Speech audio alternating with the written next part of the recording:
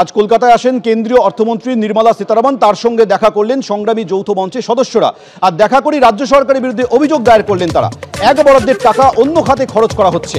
কেন্দ্রীয় অর্থমন্ত্রীর কাছে এই অভিযোগ করেছেন সংগ্রামী যৌথ মঞ্চের সদস্যরা।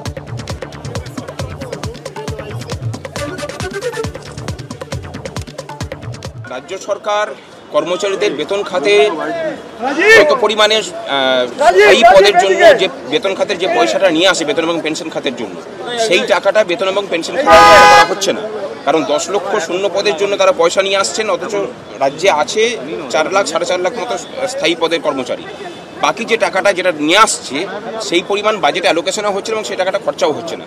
এই জায়গাটাতে আমরা ওনাকে দেখতে বলেছি যে এটা আমরা মনে করি যে একটা ফিনান্সিয়াল একটা চলছে, ইরেগুলারিটি চলছে এবং যে ফান্ডের টাকা সেই ফান্ডে খরচা না করে অন্য ফান্ডে খরচা করা এটা একটা আইনত দণ্ডনীয় অপরাধ।